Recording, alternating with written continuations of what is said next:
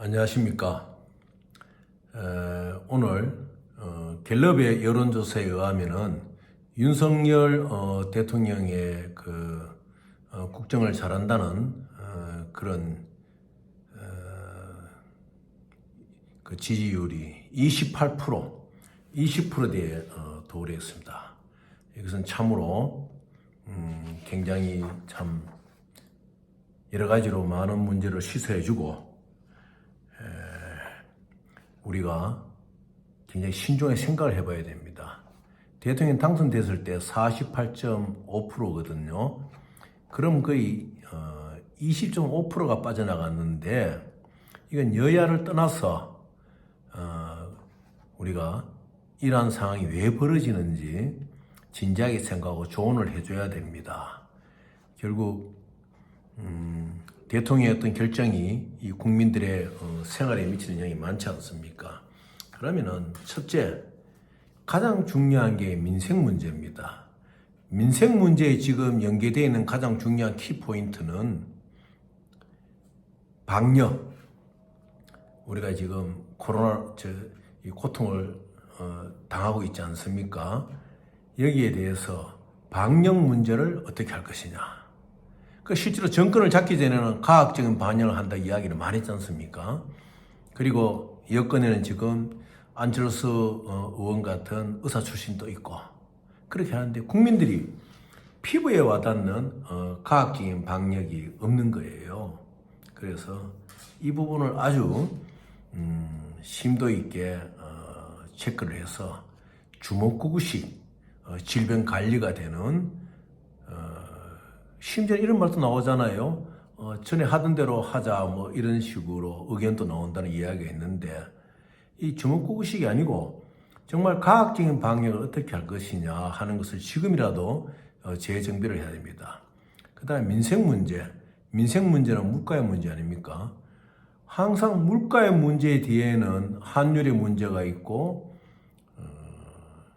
유가의 문제가 있습니다. 좀 환율의 문제는 좀 전문적인 분야니까 나중에 말씀을 드리더라도 유가의 문제에 있어서는 이 윤석열 정부가 좀 신경을 써야 됩니다. 서유가 문제 아닙니까? 그런 원유를 가져와 가지고 가공유를 만들고 이런 과정을 제가 매번 말씀드리지만은 우리나라의 메이저 석유 회사들이 그렇게 하고 있는데 이들의 유통 과정을 잘 살펴봐야 됩니다.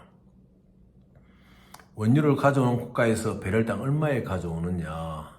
실제로 BL상이나 이런 데 가격이 있는 가격이더라도 이들이 프렉 가격, 그러니까 전 3일, 후 3일 가격 속에서 얼마나 서류상에 나타나지 않는 디스카운트 혜택을 보고 있느냐. 이런 것을 이제 국가가 챙겨야 됩니다. 이 유가 문제에 있어서만큼은 국가가 잘 챙기면은 그 메이저 회사들이 남기고 있는 눈에 보이지 않는 이익을 국가가 환수해가지고 이 물가 조정 문제까지도 할 수가 있어요. 복지 문제라든지. 그리고 실제로 가공류에 있어가지고 우리가 직접 국민들의 피부에 제일 많이 와야 닿는 휘발유 문제 이런 데서 가지고 그 영향을 미치는 기관들은 몇 개월의 과정이 있을 수밖에 없습니다. 왜냐하면은 다 국가들이 갖고 있는 그 석유 회사들이 있잖아요. 거기서 탱크에 비축을 해놨다는 이런 게 다 있기 때문에 무슨 중동에서 원유가 올랐다. 뭐 러시아하고 약간 그 석유의 이동이 불편하다. 이렇다고 해서 갑자기 그렇게 물가가 오르는 것이 아닙니다. 지금 우크라이나하고 석유가 전쟁을 하지만은 러시아를 통해서 블랙포트거나 나도께에서 중국으로 가서 중국에 지금 항구로 다 들어오고 있지 않습니까? 공공연하게. 그러니까 좀 윤석열 정부가 유가 문제만큼은 이 메이저들이 벌 만큼 벌었으니까 거기에서 나오는 갭을 정확히 체크를 하셔야 돼요. 최소한 배럴당 2불, 3불은 볼 수가 있습니다. 그럼 생각해 보십시오. 얼마나 많은 막대한 이 자금이 국민을 위해서 쓰여질 수가 있는 것입니까? 그래서 이 물가 문제 잡는 데에는 우선 석유 문제, 원유 문제 여기에 대해서 어떠한 깊은 심도 있는 관찰과 이때까지 관행을 벗어나는 이런 정책이 필요한 것입니다. 윤석열 대통령의 지지율이 지금 28%더 밑으로 내려가는 것은 우리 국민들에게도 결코 바람직한 일이 아니지 않습니까? 어제 보십시오. 김정은 위원장 같은 경우에는 참 막말을 하는 거예요. 어떠한 시도가 있다면은 윤석열 정권과 우리 국군이죠. 우리 대한민국, 우리 자녀들이 있는 군대 아닙니까? 전멸시킨다. 이런 발언을 했는데도 뭐 제가 감언한 탓인지 모르겠습니다만은 뭐 대변인실이라든지 몇 개 부서에서 유감이다, 뭐 안보실에서 그 정도 발언밖에 안 나오는 건 안 됩니다. 이건 여야를 떠나가지고 북한에 대한 강력한 성명서를 여야가 합해서 내놓아야 된다. 그래서 물론 인사 문제도 있지만은 지금 가장 중요한 거는 민생을 챙기는데 거기에 있는 한 부분이라도 원유, 석유 부분이라도 이 정부가 좀 손을 대가지고 이 가격의 어떤 정상적인 루트, 어떤 이 유통 과정 손을 대가지고 국민들이 앞으로 좀 물가를 잡을 수 있겠구나, 이러한 의미를 주는 것이 가장 중요한 말씀드리고, 방역도 집권하기 전까지 과학적인 반영을 이야기했고, 다음 자타공인하는 안철수 의원 있지 않습니까? 그러면 좀 과학적인 방역을 할 수 있도록 국민들에게 신뢰감을 심어주는 것이 가장 지금 중요합니다.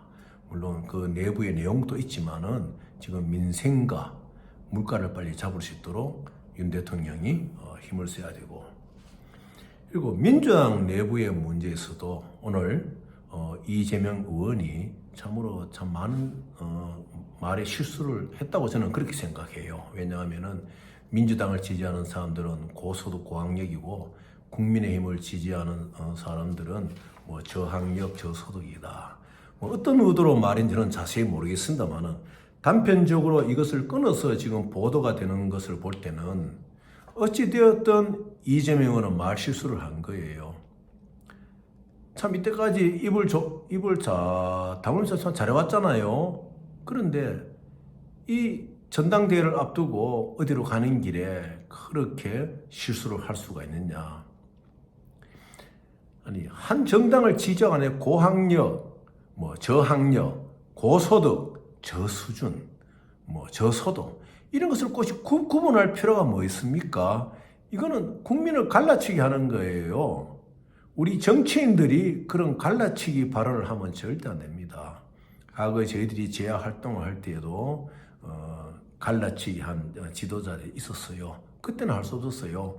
DJ 라인이냐, YS 라인이냐, 이러한 것 속에서 눈에 안 보이는 제야 세력끼리 암투가 있었지만은 이제는 시대가 많이 흘렀어요. 벌써 87년도 이후 같은 벌써 몇 년 흘렀습니까? 33년, 34년 흘린 이 시대에 국민을 갈라치는 그런 발언을 한다는 것은 이재명 의원이 대선 패배 후에 그래도 참 여러 가지 모습을 국민에 잘 보였는데 제가 볼 때는 참으로 안타까운 겁니다.